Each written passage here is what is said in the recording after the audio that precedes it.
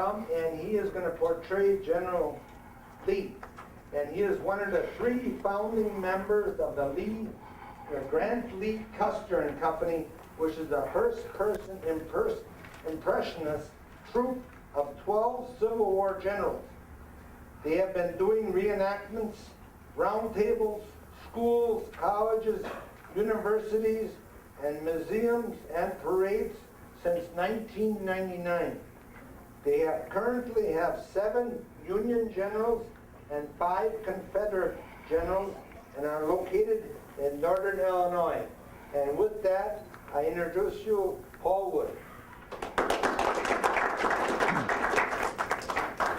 On my way here tonight, I was thinking about a sermon I once heard a preacher man giving, calling upon God to make all things right, to intervene. And I thought to myself, no, God doesn't do that.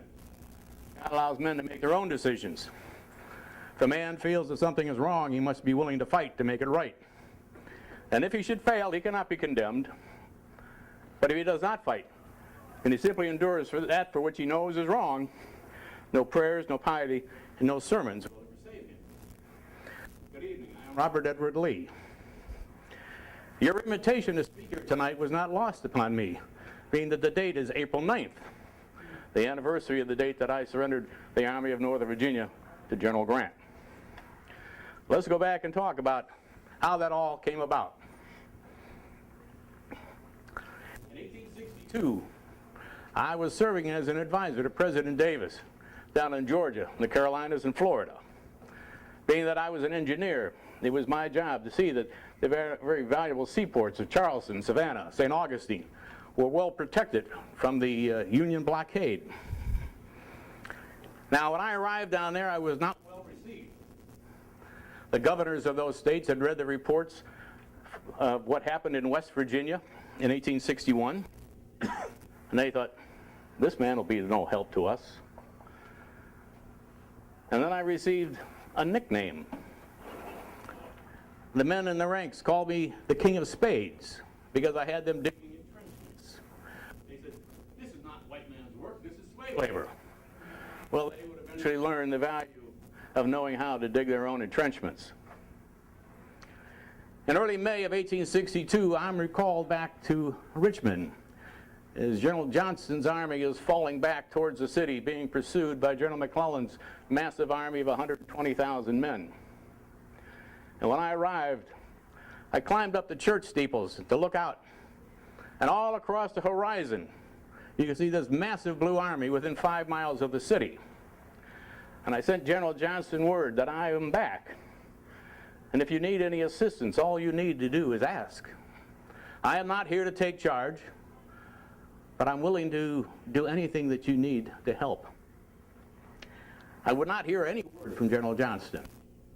And the Battle of Seven Pines was to begin on the 29th of May. But General Huger had sent word that he wasn't ready. And the morning of the 30th, curiosity got the better part of me. The battle had been postponed to begin that morning. And I decided I would ride out to the battlefront to find out what was happening. And when I rode out, I ran into President Davis, as he wasn't receiving any word from General Johnston either. And as we're sitting on horseback conversing, General Johnston rides up, gives his brief salutations, and is off to the sound of the guns. And about a half an hour later, we received word that he was very seriously wounded, quite possibly mortally. And as the President and I turned our horses around and began our ride back into the city, he leaned over to me and he said, General Lee, the Army is now yours.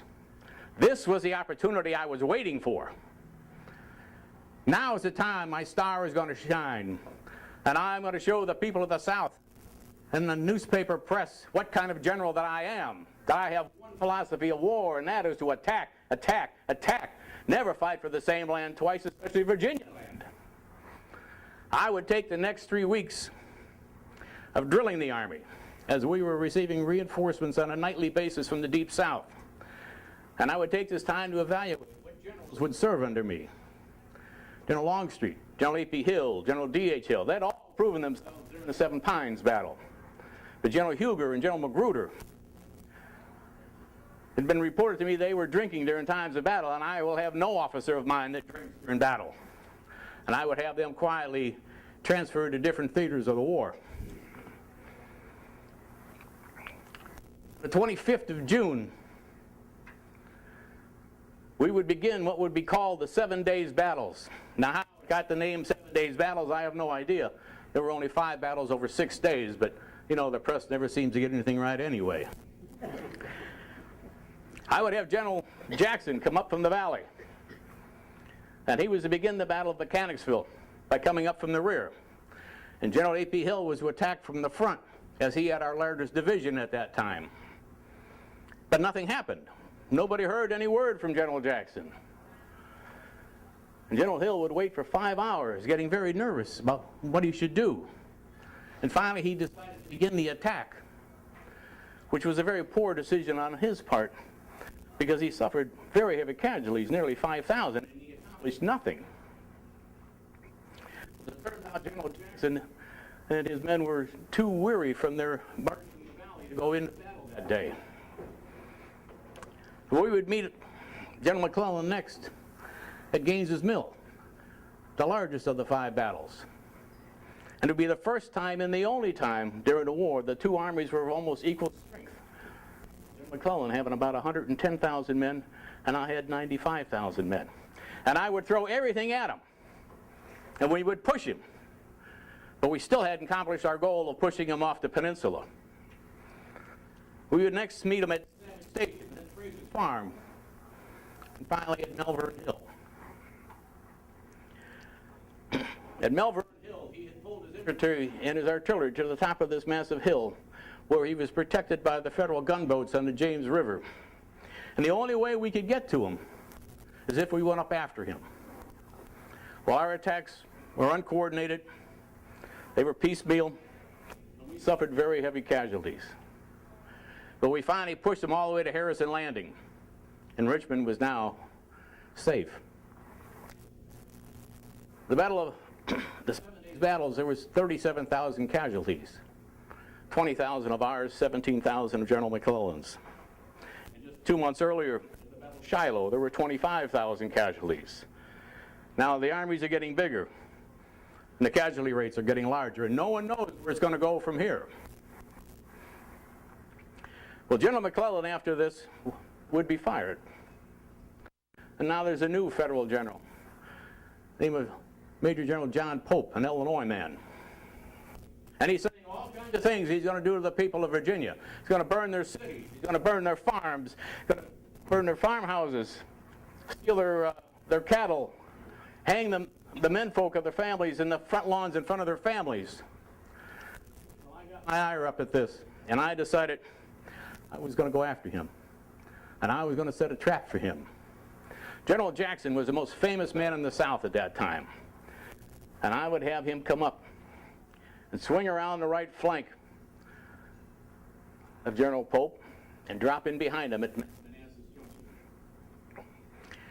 I knew General Pope would not be able to resist the possibility of bagging the most famous man in the South. And he took the bait. And he turned his army around to go after him. And when he did so, General Longstreet and I came up from behind. Now, General Longstreet was such a good general that he drilled his men by division rather than by brigade. And he could move 30,000 men into the field within a half an hour period of time. And just as General Jackson's lines are beginning to break, General Longstreet began his assault. It put total panic into General Pope's army, chased them all the way out of Virginia. And General Pope would then be fired. Now, it's getting to be September. The farmers are needing to get into the fields to get to their crops. But they can't do so with the Federal Army being all over Virginia. I knew if I moved the army north, they would have to follow me. So we moved into Maryland. Maryland had strong Southern sentiments, but unfortunately we moved into the wrong part of Maryland. We moved into Baltimore, which had very strong Union sentiments. And we didn't gain much additions to the army. Moved to Frederick, Maryland. where I had written out orders of what our battle plans were and what our objectives were going to be. And A.P. Hill had made a copy of these orders. And I don't know who he gave them to, but whoever he did wrapped them in three cigars in these orders, and he lost them. Oh. Now, General Hill still had his original orders, so it wasn't his fault. And they were found by some federal soldiers, and they quickly found their way into the hands of General McClellan. And General McClellan, he had to think, I've got it. I know exactly where he's going. I know what his battle plans are. I know how many men he has with him. There was no general in the Federal Army that I had more respect for than General McClellan. He had been on my staff during the Mexican War. There was no one that could organize an army better than him. Well, he came after us with 70,000 men. Now, when I had pulled into Maryland, I only had 35,000, but by the time I got up towards Sharpsburg, we only had approximately 28,000 men due to desertions and stragglers. And we had divided our army, the Napoleonic plan called the Fan, where you divide your army and then come back together again. General Jackson had taken Harper's Ferry and left A.P. Hill there to secure things. General Jackson joined us very quickly. And as we got to Antietam Creek, we ran in the General McClellan's army. And we pitched into battle with them, and we fought them all day long. And as General Burnside keeps funneling men across this bridge where the men could have just run across the river. But they kept going, funneled into this bridge, and the 5th Arkansas was just committing complete murder on them. Finally, by the end of the day, they were beginning to realize they could go across the river, and our lines were beginning to break. But just then, A.P. Hill came up. He force-marched all the way from Harper's Ferry, and they went straight into battle. And they were able to stem the tide of the battle. And then we would sit there for 24 hours. Now, I mentioned I had known General McClellan very well. No one that could organize an army better than him. But he had a fatal flaw. He couldn't bear to see the destruction of that army either. When he rode onto the battlefield that night, and he saw all the dead and wounded, and the screams and cries of the dying horses and mules, and the upturned caissons, and broken wagons, and artillery pieces, he couldn't bear to stand that. He lost his nerve and did not re-engage. And he allowed us time to move back into Virginia. And General McClellan would once again be fired. Now we're into December, and there's a new federal commanding general, Major General Burnside, the same one that was funneling everybody across this bridge. He had a very good battle plan. Coming up the river across from Fredericksburg. He was going to throw down pontoon bridges, cross the river, take the city, and then move on to Richmond. Only problem was, he got there 2 weeks ahead of pontoon bridges.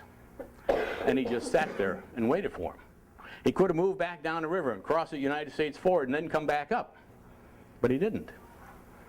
He allowed me 2 weeks to bring up Jackson from the valley for General Longstreet to come up, for General Stewart to consolidate his cavalry. And outside the city of Fredericksburg, there's this long sloping hill, and at the top of that hill, there's a 4-foot wall, stone wall. And I lined the men up 4 deep at that wall. The man at the wall would fire, pass his weapon back to the men behind him, and in the meantime, they'd be passing up a loaded weapon. We could put concentrated fire down on that field. Colonel Porter Alexander said, not even a chicken will live on that field. General Longstreet said, they won't be within 50 yards of that wall. 13th of December, they began their assault. And General Longstreet was very accurate. They didn't get within 50 yards of the wall. They would lie in that snow all night long. And any man that would cry out for help, the snipers would take them out.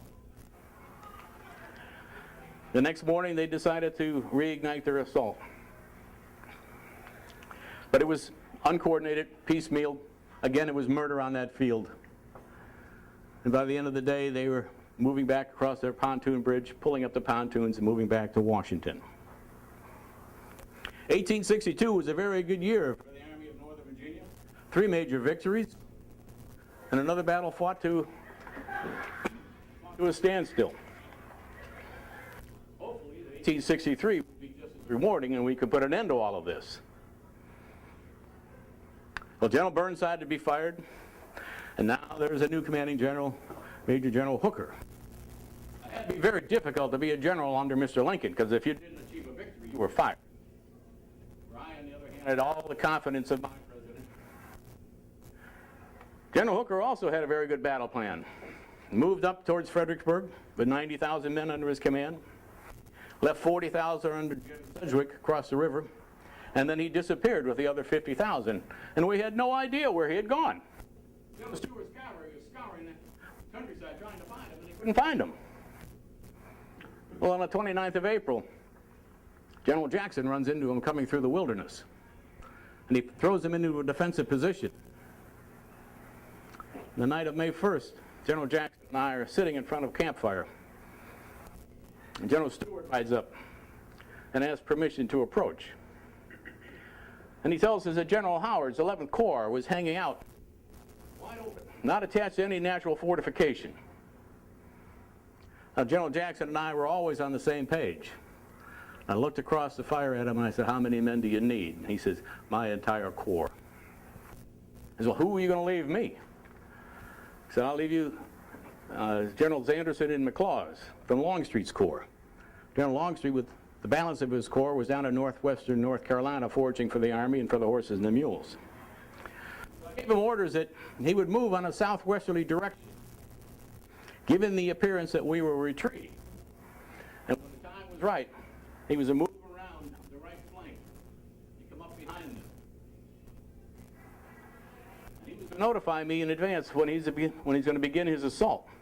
Because when he began his, then I would engage Anderson and McLaws so that the front of the Army does not go to the assistance of the rear of the Army.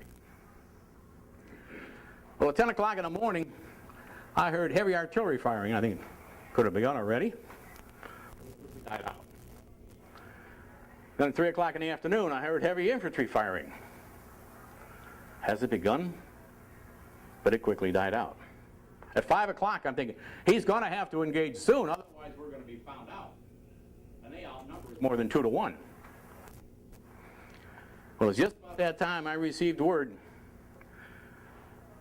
that he was in position, and he was going to begin his attack at 6 o'clock when the 11th Corps was sitting down for their dinner. At 6 o'clock he engaged, and Anderson and McLaws engaged from the front, and they put total panic into them and pushed them all the way till midnight. And at midnight, General Jackson and his staff decided to cross our lines to ascertain where the Federals were setting up their defensive positions. 2 o'clock in the morning on his return trip in the rain, he's wearing a black rubber slicker, and he's mistaken as Federal cavalry, and our own infantry shoot at him.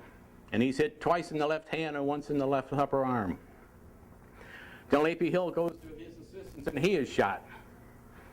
And the Corps falls into the command of General Stewart, who had never commanded an infantry corps before. It turns out he would do a very fine job. General Jackson was evacuated to Guinea Station. Dr. McGuire informed me that he had to amputate his left arm.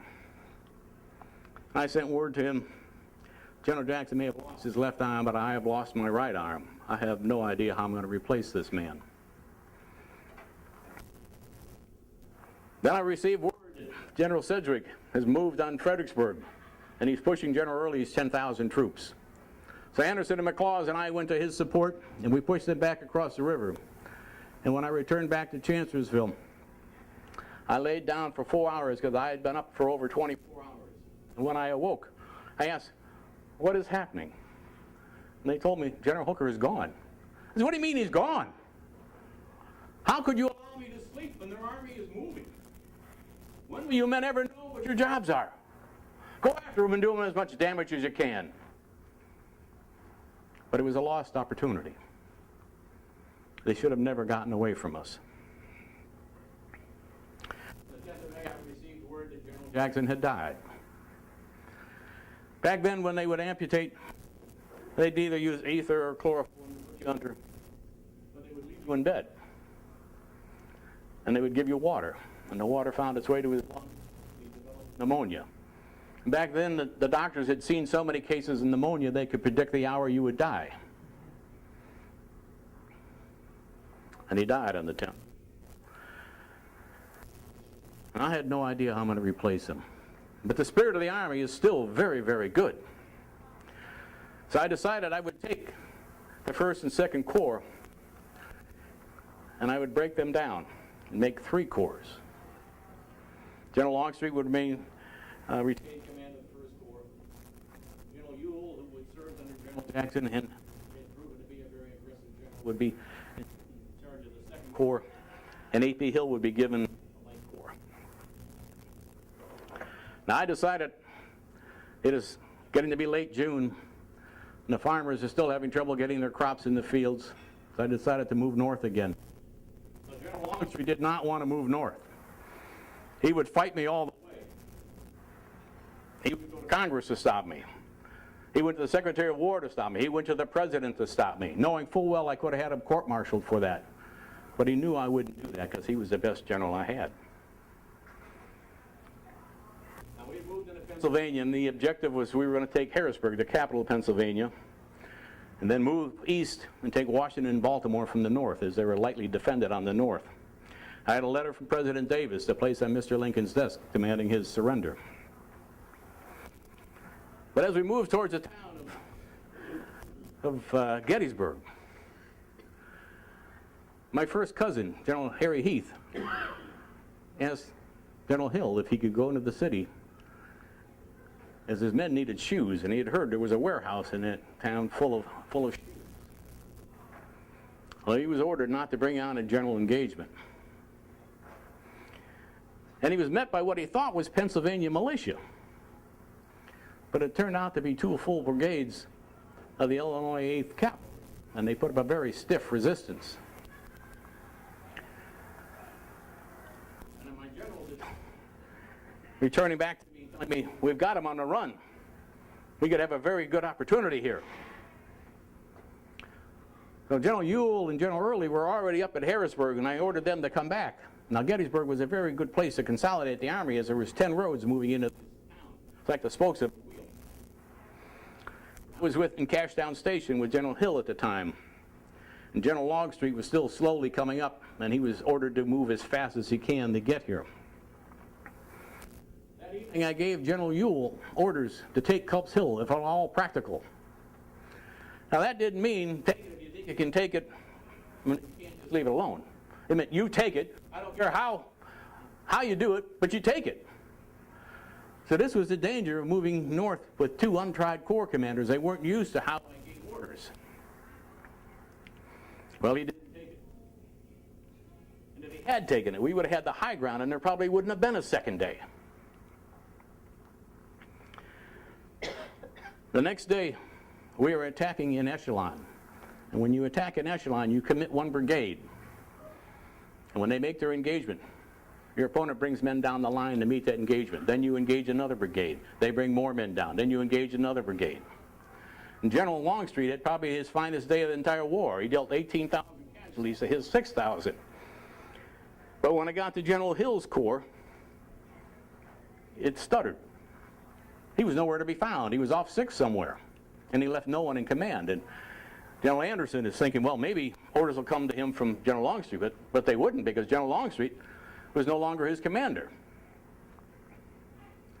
And if it had continued as it was supposed to continue, by the time it got to Ewell's corps, there had been nobody in front of him, and he could have come around and closed the door.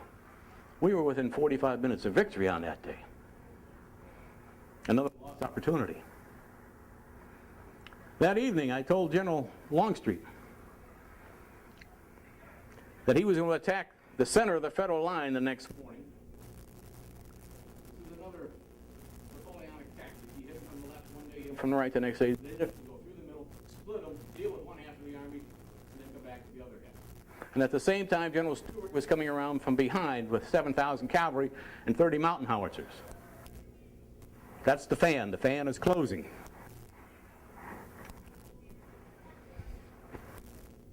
He didn't want to make this assault. And as I rode into his camp at 3:45 in the morning, I found him moving the army to the right against my orders and made him turn it around. He wanted to fight a defensive battle. But we were in foreign territory. We have no supply line. It's 100 degrees every day. Gettysburg is a very shallow water table. Now, General Meade and I knew each other very well. He was on my staff during the Mexican War. I knew General Meade would not attack me until he had numerical superiority. He was a very cautious Pennsylvania man. I could not allow us to fall into that defensive position. Plus, I could not allow Longstreet to continue on the route he wanted to go, because we would have had to pass in front of the Round Tops, and the Federals now had artillery there. And the Army would have been decimated by trying to pass in front of that. The only way to continue is to move forward. If we stayed stationary, we would eat up everything around us. With 70,000 men and 30 to 35,000 horses and mules, you'd clean out the place.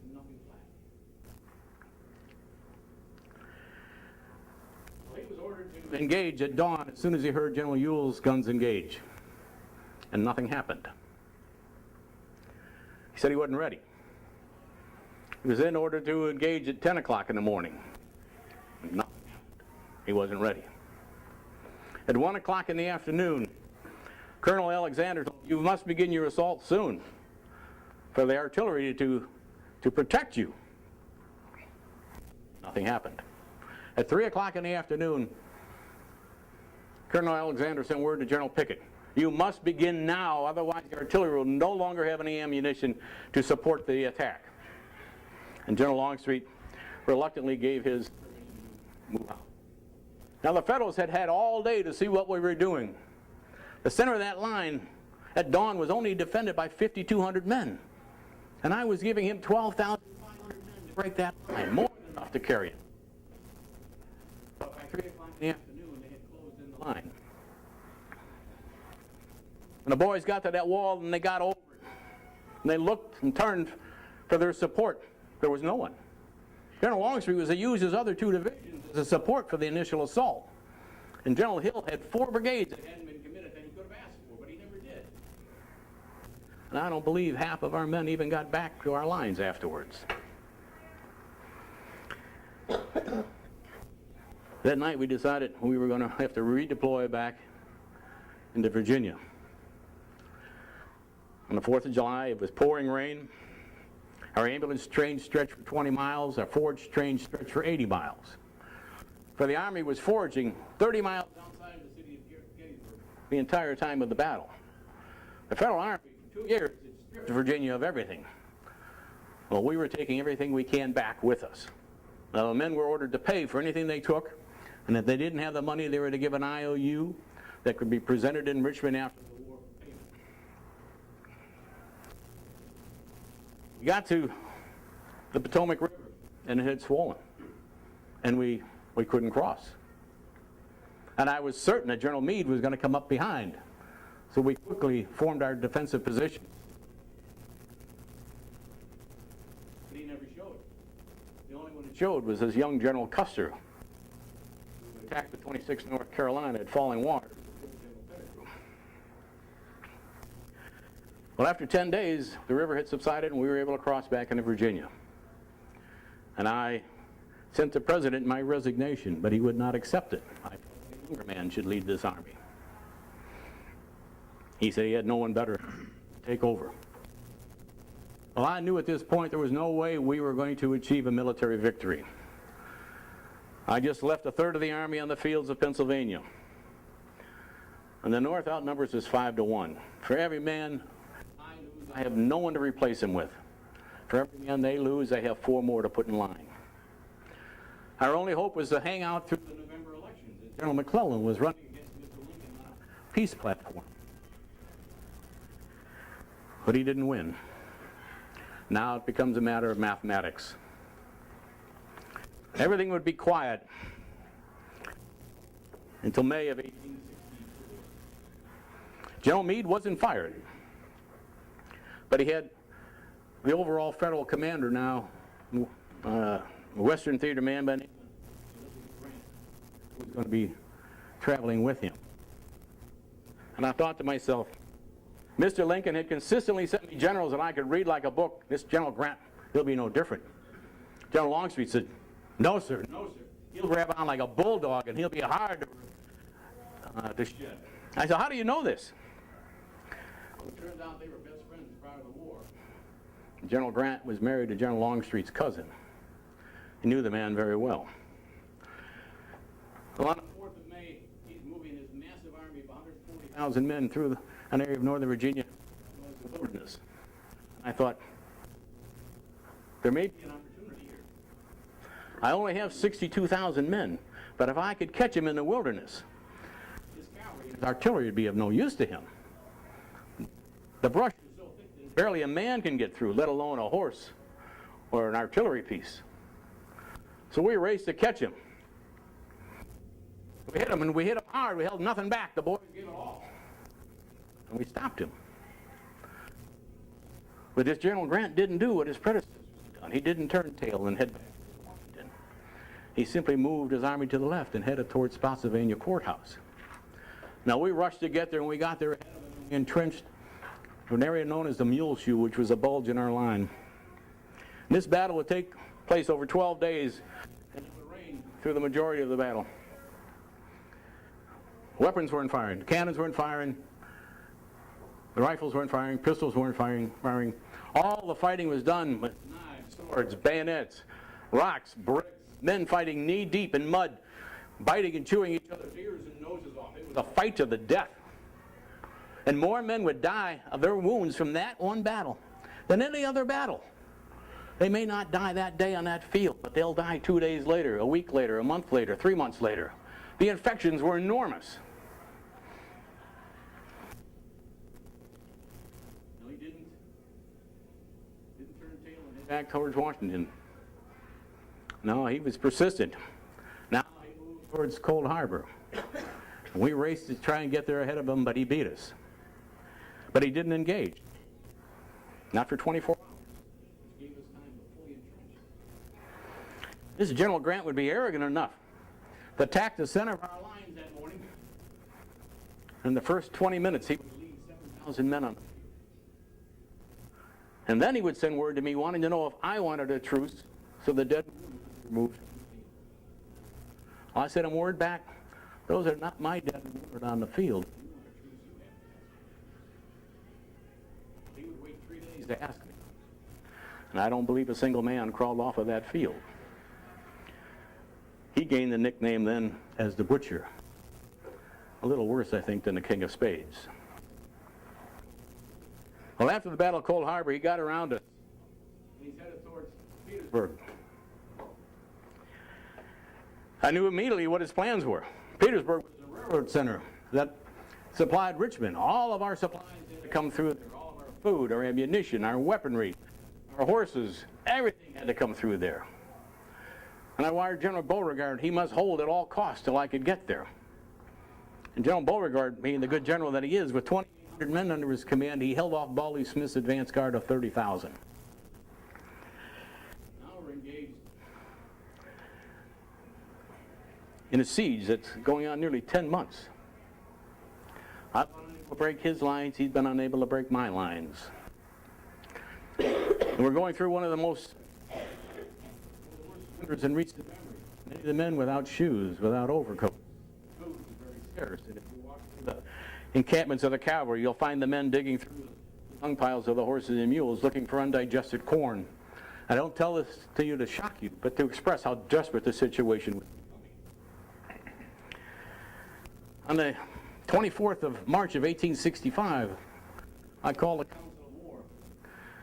General Longstreet, General A.P. Hill, General Ewell, General Gordon, General Pendleton, and General Fitzhugh Lee.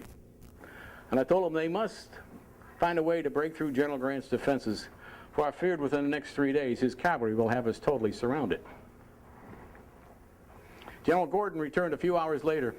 He said, I believe I have found a weakness in his lines and I wish to exploit it. I told him, do it. He would move out on the 25th with 12,000 men under his command. By mid-morning, I could hear firing still going on, but I had no idea what was happening. I sent Colonel Venerable to ascertain the situation, and he returned saying, General Gordon had tremendous success. He took Fort Stedman, he took 2 artillery batteries. But by dawn, he could see that the rebels were being heavily reinforced with infantry, and he could not hold any longer unless General Longstreet came up in support. General Longstreet sent word that he could send no one as he was engaged at his end of the line. It was at this point I realized that the Army must leave Petersburg. And I wired His Excellency President Davis that you must leave Richmond and you must leave it now, for the Army is leaving Petersburg. I had 36,000 rations put aboard a train for Amelia Station. Would march the Army 2 nights and a full day to get there. And when we got there, we flung open the car doors. We were simply stunned. There wasn't any food. The train was full of ammunition. Orders must have gotten mixed up. And the men were desperate for something to eat. They hadn't eaten in 3 days. I was left with one of 3 decisions to make. I could turn the Army around and face the federal onslaught. And I had already wired my wife, Mary, that I was prepared to die at my post. Or I could disband the Army, as the President had ordered me to do, should the need arise. Or I could try to continue along and get the Army to Lynchburg and get them aboard the trains and get them down to North Carolina to link up with General Johnston. Well, the spirit of the Army was still too good. I wasn't going to turn it around. And I was not going to disband the Army. No man would be under any control of any officer if I did that. And the men were so desperate for something to eat that the atrocities that would have been committed trying to find food would have been on our own people. I couldn't do that. I could not have that on my conscience. So we would continue to limp along, but we're in northwestern Virginia, very sparsely populated, there wasn't a lot of food to be found. On the evening of April 8th, in the Farmville, word came to me that there was federal cavalry in front of us. And I said, no, sir, we're moving much too fast. There's no way they could be here this soon. But they were. At midnight, I called the Council of War. General Longstreet, General Gordon, General Fitzhugh Lee. General Hill was killed on April 2nd during the evacuation. I ordered General Gordon to move out at 4 o'clock in the morning with 10,000 men under his command and push that cavalry aside. Well, again, by mid-morning, I could hear fighting still going on, but there was no word as to what was happening. Once again, Colonel Venerable went out to ascertain the situation, and he returned and he said, General Gordon, he pushed that cavalry aside, but behind it there was nothing but bayonets. And that is when I realized I must go meet this General Grant.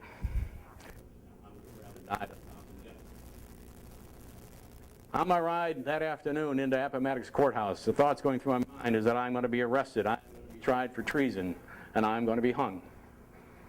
And I have no idea what is going to happen to the men under my command. But General Grant's terms of surrender were so liberal, I was really taken back. He allowed all the men to return home and remain, as long as they didn't take up arms against the federal government again.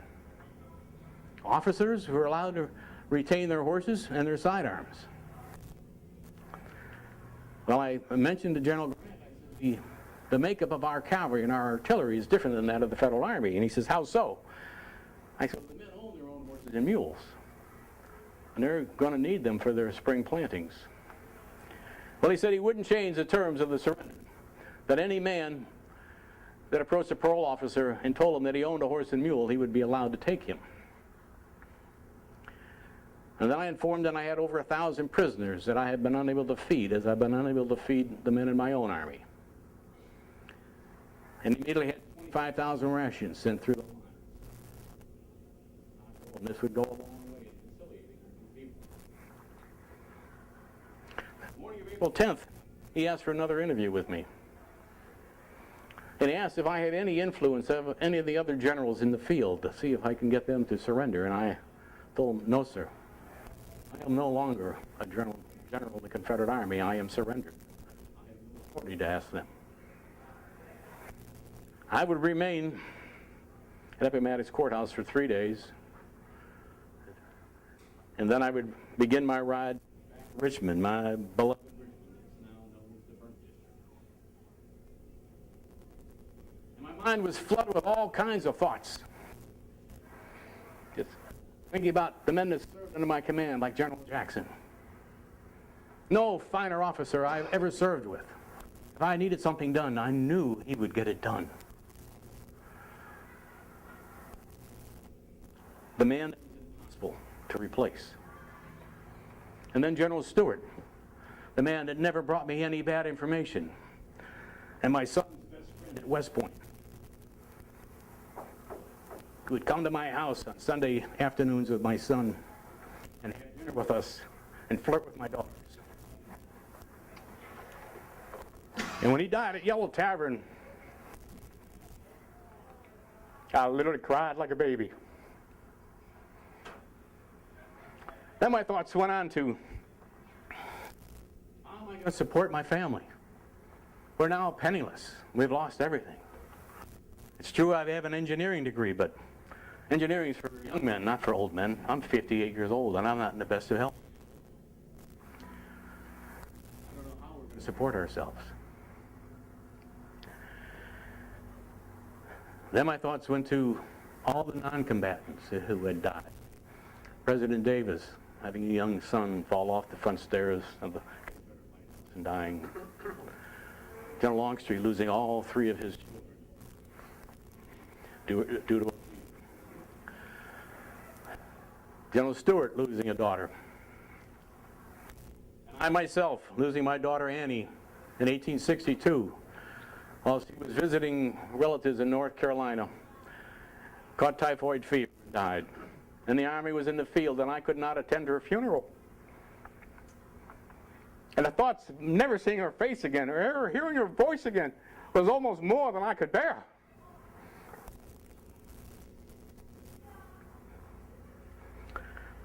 Finally, my thoughts drifted to the darkies.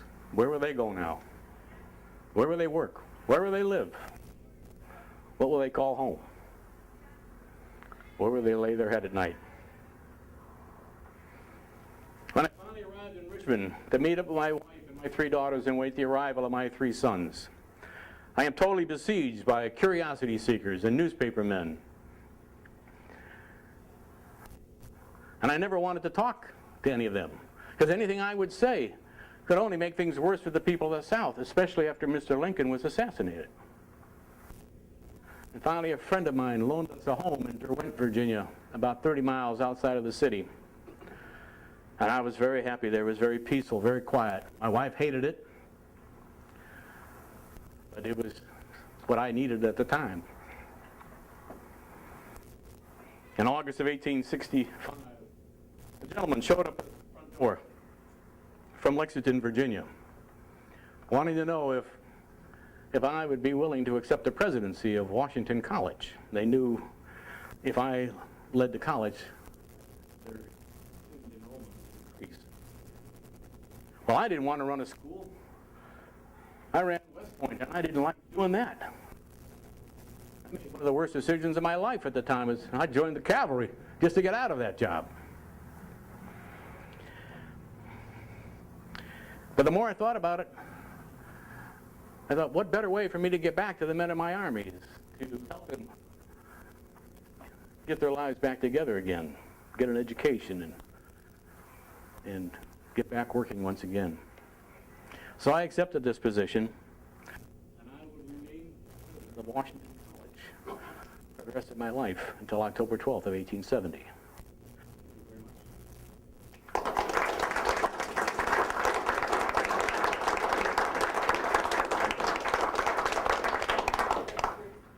Thank you very, very much, Thank you. General Lee. Is there any questions that you would Anybody have any ask? questions? Yes, sir. Did you ever pursue getting your home back in Arlington? Well, it was never my home. When George Washington Parke Custis passed away, my oldest son inherited it. And after the war, he sued the federal government for illegal seizure of his property because they never came to him to have the taxes paid. And he won it in court. And then he donated to the National Military Cemeteries. Now, I personally have a copy of the insurance papers on that house. It was insured by the Hartford Insurance Company. And the house was insured for $15,000 and the barn for $500. And the papers had been buried on the property when I left for the war, and we dug them up afterwards, submitted to the Hartford Insurance Company, and they paid for it. I have a friend of mine who worked for the Hartford Insurance Company. He dug them out. Any other questions, folks? Yes, sir. How much were you paid? I was paid $4,800 with $1,200 in travel expenses, which was a considerable amount of money back then. And specifically, when you're in the field all the time, no place to spend it. Is that per year? Yes. Send it home then? Oh, yes, ma'am. Did Franz Siegel fight against Stonewall Jackson at one time in the wilderness? Oh, I believe so, but I think General Jackson would be the appropriate one to answer that one. I couldn't answer that one for you. Yes, sir.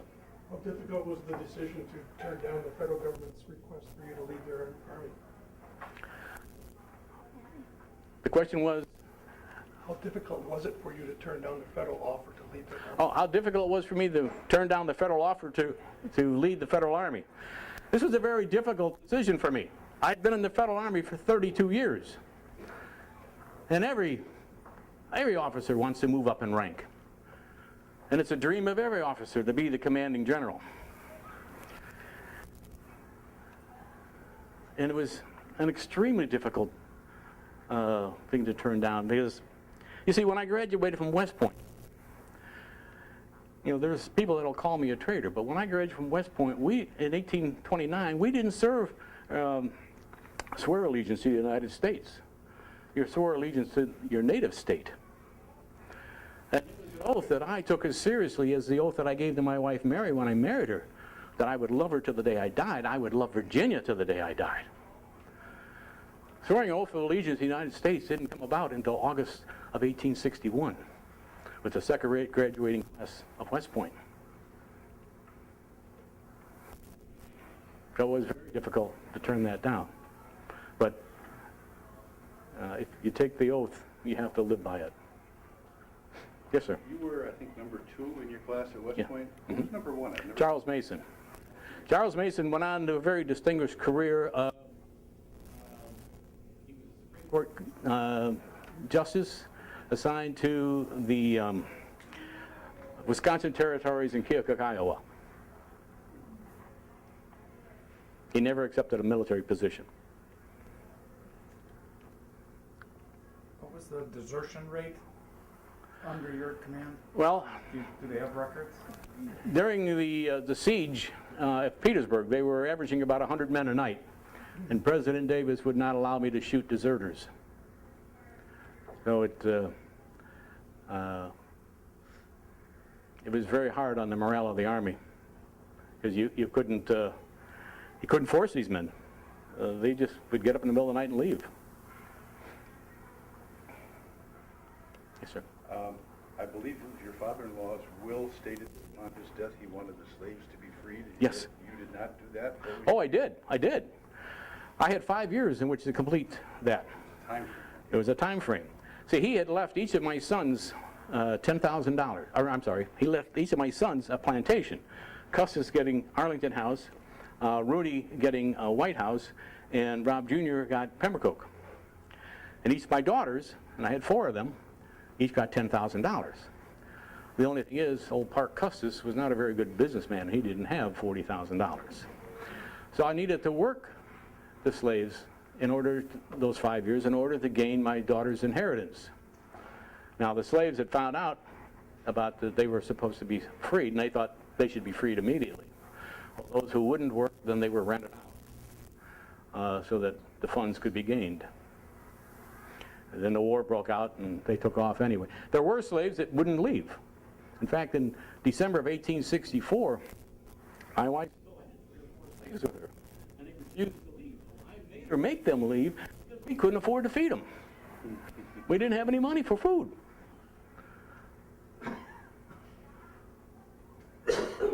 How many statues have you counted of you, and then in recent years, how many have? Well, normally I don't go into this. Oh, okay.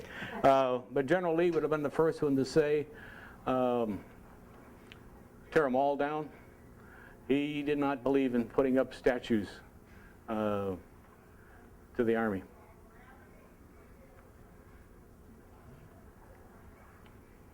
Yes, sir. So,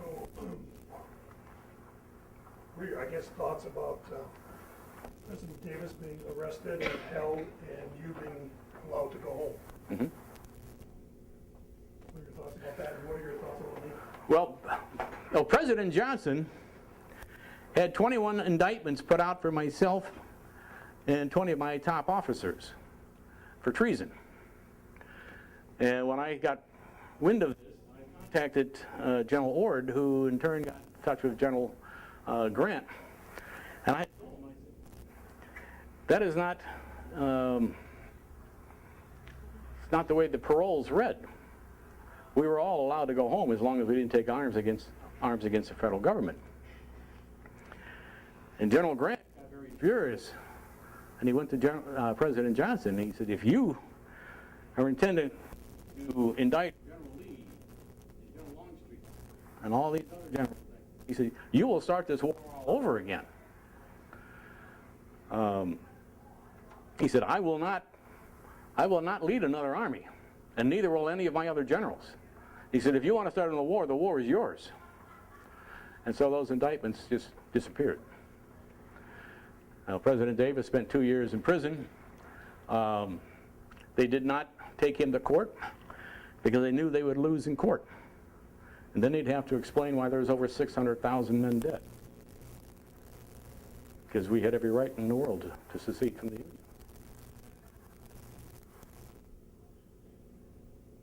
Any living descendants still alive now? Yes. At your will? Robert E. Lee IV, if you ever buy a bottle of Rebel Yell, he signs every bottle.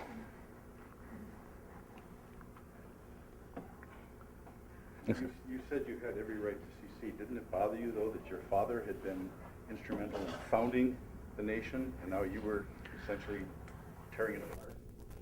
My father fought against the government that didn't believe in the individual's rights, that taxed them unduly, and I was fighting for the same thing. The Morrell tariff that put a tariff on all the export of the southern states, on all their cotton and all their tobacco leaving this country, was a tax that the northern states didn't have to pay. The southern states were literally paying for the government. The northern states weren't. The northern states were mad because the southern states were buying their goods from Europe because it was cheaper than buying them from the north. And they wanted us to buy their product. Well, they were too expensive. And once they, it's a very involved question as to why it split. Some will say it's slavery, others will say it was taxation. But slavery was a very small, became a very big issue, but it was a very minor issue in 1861. Southern states were upset that now we're allowing more and more non-slave states into the Union, which upset the balance of power in Washington. The northern states could make any law they want, and they had the votes to pass them all. Southern states eventually had no rights. So, South Carolina, 10 years earlier, tried to leave the Union. There were 15. Andrew Jackson threatened to take that.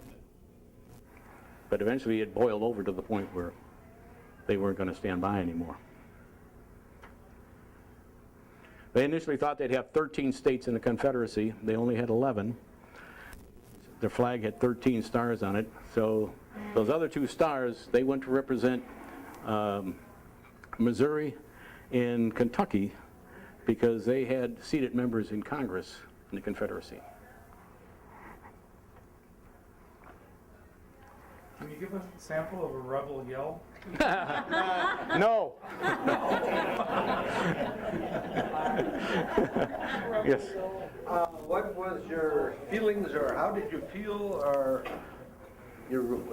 respect President Lincoln?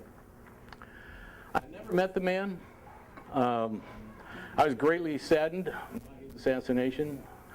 I thought nothing worse could have possibly have happened. The war was officially over with, at least for the Army of Northern Virginia it was. Some of the other armies didn't surrender until May. But like I said, I never met the man, but I had nothing against the man either. Other than he was the president of our opponent. One more thing I was going to say. Your Confederate states, Jefferson Davis had very little control over the states because each state had their own arsenals. And there was arsenals that were just full of supplies. And you guys could not touch them because the governors wouldn't allow you to get in there. Governor Vance of North Carolina was one of those. He had warehouses full of uniforms, so the Army was in rags, and he wouldn't give them to them. So that was the problem. We were founded on not having this all-encompassing federal government. It was states' rights, and the states had the right to do that. But that worked against us. Yes, sir. Could you tell us a little bit about your service with the Federal Army here in Wisconsin? The only time I believe I ever got maybe this north would have been along the Mississippi. So Wisconsin was out. No, it was. I spent 10 years in St. Louis. The Mississippi River had changed course, and being that I was an engineer, I was assigned to bring that very valuable river back to the very valuable riverport. And it was through a series of dredgings and blastings, primarily going from St. Louis up to Keokuk, Iowa, up to Rock Island, Illinois. And the project, I never did complete the project. The federal government pulled funds for it, but it was far enough along that the mayor of St. Louis got it completed.